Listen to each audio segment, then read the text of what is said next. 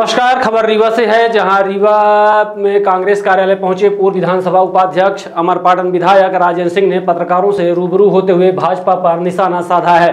राजेंद्र सिंह ने कहा कि इस समय भाजपा के पास कोई मुद्दा नहीं है, इसलिए मतदाताओं को बरगलाने के लिए मांस मछली का मुद्दा उठाती है, जबकि सबसे मूल मुद्दा बेरोजगारी, महंगाई है। नरेंद्र मोदी का राम मंदिर का मुद्दा फीका पड़ गया क्योंकि 2% ही लोगों ने मंदिर बनने के आधार पर वोट देने की बात कही, जिसके चलते अब मुद्दों से भटक कर बात की जा रही है। राजेंद्र कुमार सिंह ने कहा कि वह कई पूर्व प्रधानमंत्रियों के भाषण सुने, जिनके द्वारा यह हमेशा कहा जाता रहा है कि जो प्रगति अभी तक की है उससे कई गुना प्रगति आने वाले चुनाव के बाद करेंगे, लेकिन मोदी जी के पास कोई मुद्दा नहीं है, जिसके चलते अब इस तरह के मुद्दों को उठा रहे हैं। आइए आपको सुनाते हैं पूर्व मंत्री अमरपाटन विधायक राजेंद्र कुमार सिंह ने किस तरह से भाजपा पर निशाना साधते हुए कांग्रेस प्रत्याशी नीलम अभय मिश्रा की जीत का विश्वास व्यक्त किया है। हार्दिक स्वागत है एवं अभिनंदन है। आज की इस प्रेस वार्ता को संबोधित करेंगे मध्य प्रदेश विधानसभा के पूर्व उपाध्यक्ष, मध्य प्रदेश के पूर्व मंत्री, वर्तमान अमरपाटन विधायक डॉक्टर राजेंद्र कुमार सिंह जी। यहाँ पर हमारे साथ इस प्रेस वार्ता में मौजूद हैं शहर कांग्रेस कमेटी के सम्मानित अध्यक्ष लखनलाल खंडेलवाल जी, सम्मानित नगर निगम के महापौर अजय मिश्र बाबा जी, हमारे संगठन मंत्री रवि तिवारी जी, संगठन मंत्री सज्जन पटेल जी और हमारे मीडिया प्रभारी रफीक बनियाल जी। आज का विषय कांग्रेस पार्टी के लोकसभा चुनाव को लेकर जो न्याय पत्र है उसके बारे में चर्चा करना है और कुछ स्थानीय मुद्दों की चर्चा करना है जो भारतीय जनता पार्टी की सरकार के हैं। अब मैं आमंत्रित करता हूं आज के प्रमुख वक्ता डॉक्टर राजेंद्र कुमार सिंह जी को कि वो अपना संबोधन दें। ये सभी आदरणीय मित्रों, हमारे जिला कांग्रेस कमेटी ग्रामीण के अध्यक्ष आदरणीय शर्मा जी, राजेश शर्मा जी, शहर के अध्यक्ष लखनलाल खंडेलवाल जी, हमारे महापौर आदरणीय बाबा, हमारे तिवारी जी, हमारे पटेल जी, संगठन मंत्री, हमारे मीडिया प्रभारी हरिहर जी। आज ये जो पत्रकार वार्ता बुलाई गई, ये कांग्रेस का जो घोषणा पत्र है उसको हमने न्याय पत्र नाम दिया है। उसके जो मुख्य बिंदु हैं, वैसे तो 48 पन्नों का ये डॉक्यूमेंट है। हर विषय पर एक दृष्टि है, विजन, कांग्रेस का आगे क्या करेगी कांग्रेस, उसका सबका समावेश है इसमें। तो लेकिन 5 जो मुख्य बिंदु हैं, एक है महिलाओं के लिए न्याय, युवाओं के लिए न्याय, हमारे जो श्रमिक हैं उनके लिए न्याय, और किसानों के लिए कृषक न्याय, और एक है हमारा सामाजिक, आर्थिक और राजनीतिक न्याय, जो सबके लिए सब उसमें शामिल है। मुझे प्रसन्नता है आज आप सबके बीच में प्रेस कॉन्फ्रेंस ले रहा हूं, और मैं समझता हूँ 18 वर्षों बाद, 17 वर्षों बाद, हालांकि हम पड़ोसी ज़िले के हैं, यहाँ का प्रभारी मंत्री भी मैं रह चुका हूँ, लेकिन ये बड़ी प्रसन्नता है कि आज मुझे अवसर मिला है प्रेस कॉन्फ्रेंस लेने का। प्रदेश कांग्रेस में मुझे निर्देश दिया था, आज आपके बीच में उपस्थित हूँ। कांग्रेस पार्टी ने देश के लिए अपने विजन को, भविष्य के विजन को न्याय पत्र के माध्यम से देश की जनता के सामने रखा है। हमारे पूर्व राष्ट्रीय अध्यक्ष और हमारे नेता आदरणीय राहुल गांधी जी ने अपनी 400 किलोमीटर की पदयात्रा, भारत जोड़ो यात्रा जिसका नाम दिया गया था, और उसके बाद 6700 किलोमीटर की भारत जोड़ो न्याय यात्रा राहुल जी ने की थी, और वहाँ पर लाखों करोड़ों लोग उनसे मिले थे, उनसे उनका संवाद हुआ था। उन्होंने अपनी समस्याएं बताई थी, समसामयिक विषयों पर चर्चा की थी, तो उनके समाधान हेतु इस चुनाव में कांग्रेस क्या करेगी, जो मुख्य 5 बिंदु आपको हमने बताए हैं उनके बारे में मैं चर्चा करना चाहूँगा। इस न्याय पत्र में वो सब शामिल है। सबसे पहले है युवा न्याय। इसमें ये कांग्रेस ने तय किया है कि हर शिक्षित युवा को 1 लाख रुपए अप्रेंटिसशिप योजना के तहत दिया जाएगा, उसको अधिकार के रूप में। एक भर्ती भरोसा है, 30 लाख पद खाली, 2 करोड़ वादा हर वर्ष रोजगार का आदरणीय प्रधानमंत्री जी मोदी जी का था, लेकिन बामुश्किल जो हमारे पास आंकड़े हैं 5 या 6 लाख पद भरे गए हैं केंद्र सरकार द्वारा। अभी भी 30 लाख पद केंद्र सरकार में खाली है। तो कांग्रेस ने ये तय किया है कि कांग्रेस और इंडिया अलायंस की सरकार बनती है तो 30 लाख पद 1 वर्ष के भीतर भरे जाएंगे। युवा जो परीक्षा में बैठते हैं उनके लिए एक बहुत बड़ी समस्या बन गई है पेपर लीक की, और हर राज्य में आप देख रहे हैं। और उत्तर प्रदेश में तो महामारी है, वहाँ तो 7 इम्तहान घोषित हुए और 7 के साथ ये परीक्षा लीक हो गई। तो ये इसके लिए एक कानून बनेगा और जो अपराधी होंगे फास्ट ट्रैक कोर्ट भी बनेंगे, उसमें उनका ट्रायल होगा और सज़ा मिलेगी और मुकम्मल व्यवस्था की जाएगी कि भविष्य में पेपर लीक ना हो। फिर हमारे गिग वर्कर्स से तात्पर्य है जिस तरह से आपके ये डिलीवरी बॉयज़ हैं, आज हज़ारों की संख्या में। अब लोग दुकानों में ख़रीदारी करने कम जाते हैं, ऑनलाइन ऑर्डर करते हैं और आपके घर में सामान पहुंच जाता है 10 मिनट के अंदर, 15 मिनट के अंदर। लेकिन बड़ा असुरक्षित व्यवसाय है इन नौजवानों का। इनको संपूर्ण सामाजिक सुरक्षा गारंटी हम लोग देंगे ताकि ये भी इनका भी भविष्य अंधकारमय ना हो। युवा रोशनी युवाओं के लिए एक हमारा प्रोजेक्ट है, जिसमें एक 5,000 करोड़ का कॉर्पस रखा जाएगा स्टार्टअप्स के लिए। तो जी ने कहा था कि 50-50 हज़ार रुपये की माफ, लेकिन उसके बाद माफ़ी नहीं हुई। किसी भाजपा सरकार ने किसान के सरकार में आने के बाद खुद नहीं, लेकिन कांग्रेस ने किया। याद आप मनमोहन सिंह जी मंत्री थे, 1,000 रुपये माफ किया था किसानों का। फिर जब जी की सरकार थी 1.5 वर्षों के लिए तो लगभग 70 किसानों को प्रमाण पत्र को जारी हो गए बैंकों के द्वारा। फीसदी सरकार के कारण जाने के कारण वो नहीं हो, लेकिन माफी करते तो नहीं।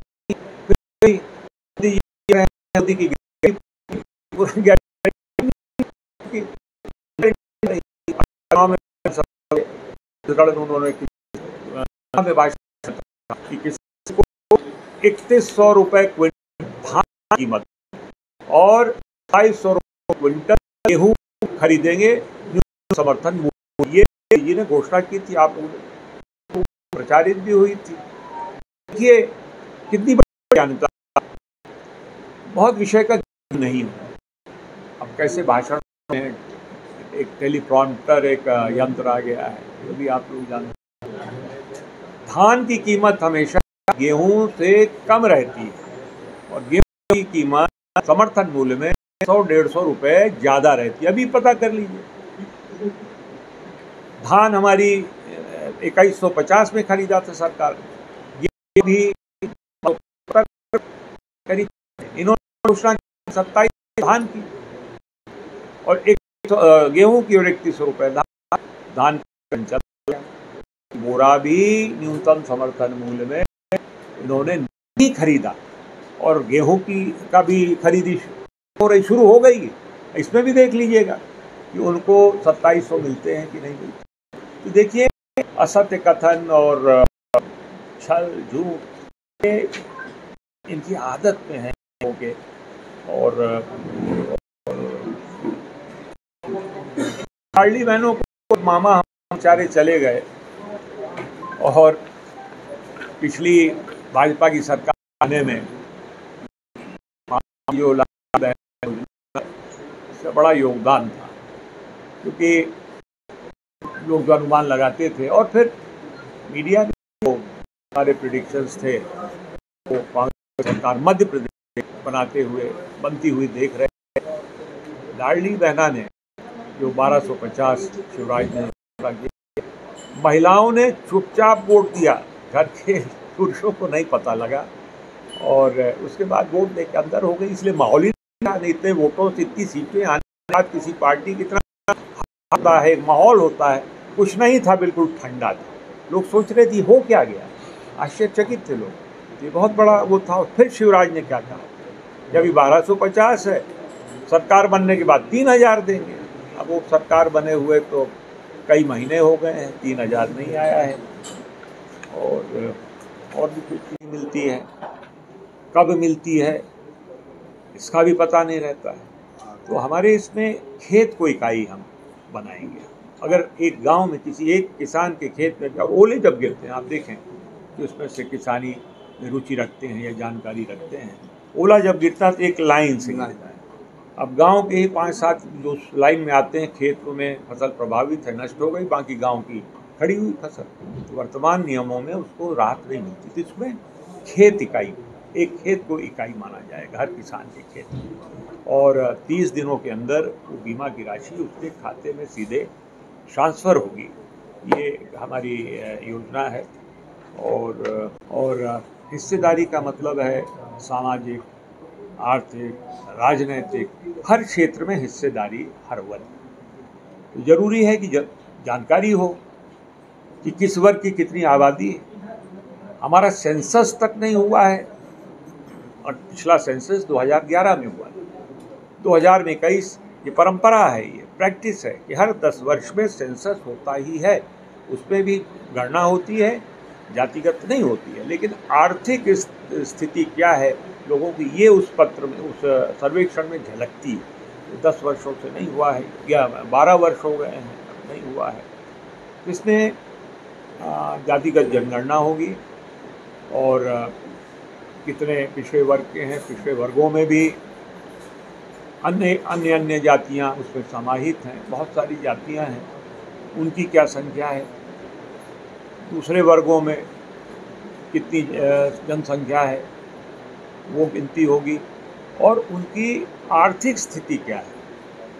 पिछड़ा वर्ग है, अन्य पिछड़ा वर्ग जिसे हम कहते हैं वो अति गरीब और अति गरीब, उनकी आर्थिक स्थिति क्या है, क्या जो दूसरे ओबीसीज हैं उनके समकक्ष वो पहुंच पाया है कि नहीं पहुंच पाया।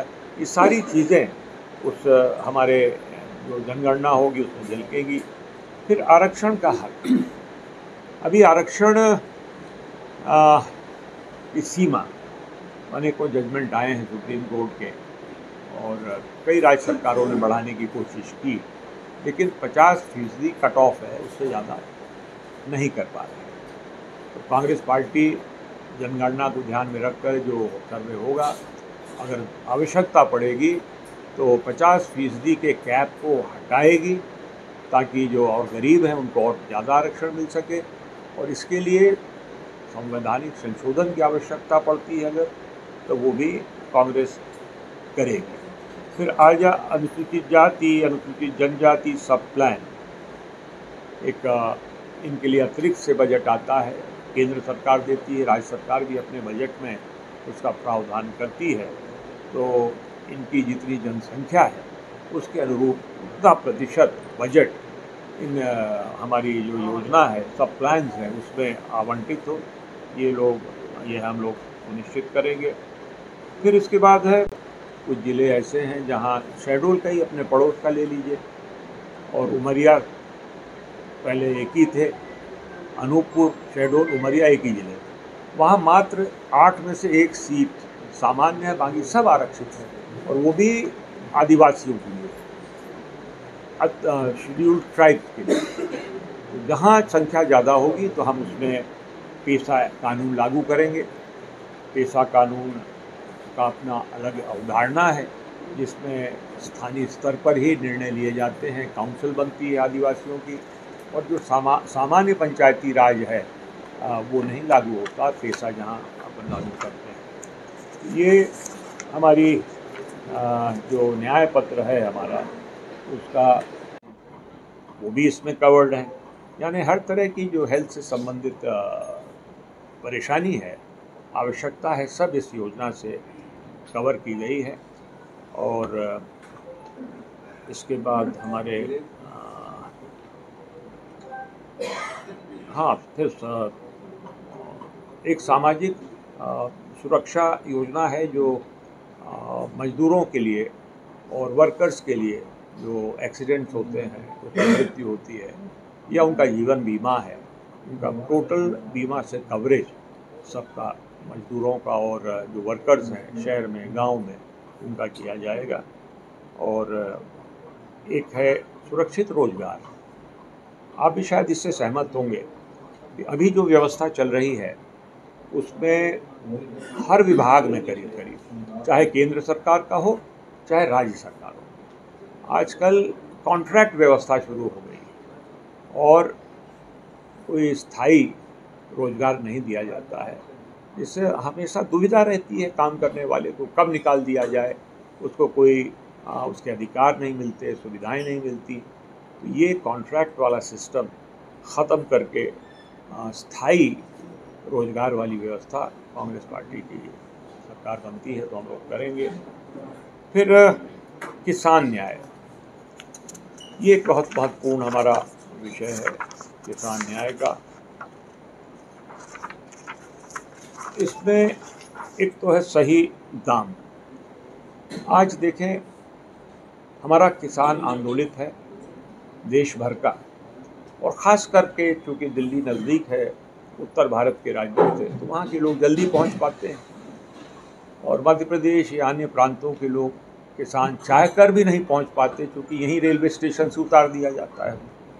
यहाँ से चले तो मानिकपुर में उतर जाते हैं या डबौरा में उतार देते हैं, तो वो पहुँच नहीं पाते। उत्तर भारत के लोग उसमें शरीक रहते हैं। 2 वर्ष पूर्व भी बहुत बड़ा आंदोलन हुआ था, क्या हुआ था आप सब परिचित हैं, दोहराने की ज़रूरत नहीं है मुझे।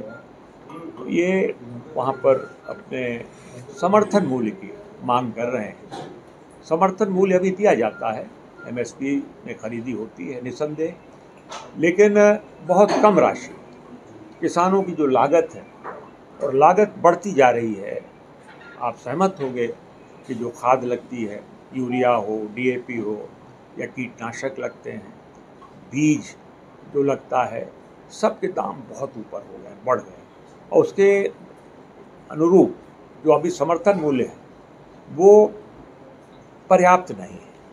तो कांग्रेस पार्टी ने ये तय किया है कि MSP की कानूनी गारंटी दी जाएगी, और जो स्वामीनाथन आयोग की रिपोर्ट है जो किसान मांग रहे हैं, स्वामीनाथन आयोग ने जो प्रस्ताव किया है C2 + 50%, वो किसानों को दिया जाएगा, किसानों का हक है। इस पर कांग्रेस पार्टी ने निर्णय लिया है, उसमें न्याय पत्र में है।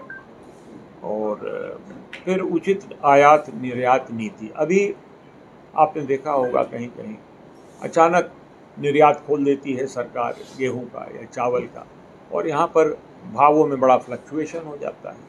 तो यहाँ की परिस्थितियों को और किसान की स्थिति को देखकर ही आयात निर्यात नीति केंद्र सरकार बनाएगी। और फिर GST मुक्त खेती, अभी हर वस्तु पर GST लगती है। मुझे स्मरण है जब हमारे प्रधानमंत्री जी गुजरात के मुख्यमंत्री थे और प्रत्याशी थे भारतीय जनता पार्टी, बड़ा उनका भाषण चलता था कि दही पर भी GST, दूध पर भी GST, सारी चीज़ पर GST। आज क्या है, आज कोई भी आइटम अगर पैक्ड है, पैकेज, दूध हो, दही हो, नमक हो, उसमें GST लगती है। और किसान भी जितनी चीज़ें इस्तेमाल करता है GST लगती है, और 18% न्यूनतम 18% का स्लैब है किसानी में, और किन्हीं किन्हीं वस्तुओं में 28%। तो GST समाप्त की जाएगी किसानों के लिए। और फिर एक फसल बीमा की बात आती है। अभी लागू है, लेकिन आप पता करें, जानकारी लें किसानों से। जहाँ कहीं ये आती है, दुर्घटना होती है, ओले गिरते हैं, अतिवृष्टि होती है, सूखा पड़ता है, तो जो हमारी बीमा कंपनियां हैं, एक तो रोजगार स्वयं का करना चाहते हैं तो उस कॉर्पस के माध्यम से किया जा सकता है। जो फंड है इक्विटी का, बाकी बैंक लोन देंगे तो 5,000 करोड़ भी राशि पर्याप्त है। अवसर ज़रूरत पड़ने पर ये बढ़ाई की जाएगी। फिर इसके बाद हम लेते हैं महिलाओं की नारी न्याय, उसका नाम दिया है हम लोगों ने नारी न्याय। इसमें सबसे पहली एक योजना है हमारी महालक्ष्मी योजना। महालक्ष्मी योजना के तहत परिवार की जो मुखिया नारी होगी, गरीब परिवारों की, उनको 1 लाख वर्ष प्रतिवर्ष राशि दी जाएगी, ताकि वो परिवार मुकम्मल रूप से सामान्य चीज़ों का क्रय कर सके, वो भी मुख्य धारा से जुड़ सके और एक उसको सुरक्षा, आर्थिक सुरक्षा हो, ये देने का प्रावधान है हमारे न्याय पत्र में। और आधी आबादी महिलाओं की, ये तय किया है हमारी पार्टी ने कि 50% पद भारत सरकार जितने भी हैं उसमें महिलाओं को आरक्षण दिया जाएगा, यानी 50% पुरुषों के लिए और 50% महिलाओं के लिए। शक्ति का सम्मान, ये जो हमारी महिला गांवों में काम करती हैं, आशा कार्यकर्ता हैं, हमारी शहरों में ऊषा कार्यकर्ता हैं, आंगनबाड़ी कार्यकर्ता, आंगनबाड़ी सहायिकाएँ बहुत मेहनत करती हैं। और आप भी सहमत होंगे कि कोविड काल में इन महिलाओं ने बहुत अच्छा काम किया था और जनता से संपर्क इन्होंने उन परिस्थितियों में भी बनाए रखा। तो इनको जो राशि मिलती है उसमें केंद्र सरकार देती है और कुछ अंश राज्य सरकार का होता है। तो ये तय किया है हमारी पार्टी ने कि जो अभी राशि केंद्र सरकार दे रही है, अपना अंश दे रही है, उसको दुगना करेगी। जो भी दे रही है उसको दुगना करेगी। आशा के लिए, ऊषा के लिए, आंगनबाड़ी कार्यकर्ता, सहायिकाएँ, ये सब करेगी। फिर हमारी अधिकार मैत्री योजना है, ये एक महत्वपूर्ण नई योजना शुरू कर रहे हैं। हर गांव में एक महिला मित्र करके एक महिला की नियुक्ति होगी, जो गांव की महिलाओं को उनके क्या कानूनी अधिकार हैं, कौन कौन सी योजनाएं हैं जिससे वो लाभ ले सकती हैं, क्योंकि बहुत सी महिलाओं को, बहुत बड़ा वर्ग अशिक्षित भी है या कम शिक्षा ग्रहण किए हुए हैं, वो समझ नहीं पाती कि उनको किस किस योजनाओं से लाभ मिल सकता है। तो उस महिला मित्र का अधिकार मैत्री नाम दिया है योजना का, वो इनको समझाएगी। फिर तो शहरी हॉस्टल्स महिलाओं की, उसकी बड़ी ज़रूरत है। आज बहुत बड़ी संख्या में हमारी लड़कियां पढ़ती हैं, कॉलेजों में जाती हैं, और कहीं कहीं तो बड़े आश्चर्यजनक दृश्य होते हैं। हमारे ही क्षेत्र अमरपाटन के कॉलेज में 4,000 स्टूडेंट्स हैं, 4,000 में 2,500 लड़कियां हैं और 1,500 लड़के हैं। इतनी बड़ी संख्या में तो गाँवों से आती हैं, रोज़ाना जाना दिक्कत, और बड़े शहरों से में आती हैं। तो सावित्रीबाई फूले हॉस्टल्स, क्षमा करें, ये अभी चल रहे हैं। इनकी पर्याप्त संख्या बनाई जाएगी, इनका क्षेत्र बढ़ाया जाएगा। ये हमारी नारी न्याय योजना है, इसके बारे में मैंने आपको जानकारी दी।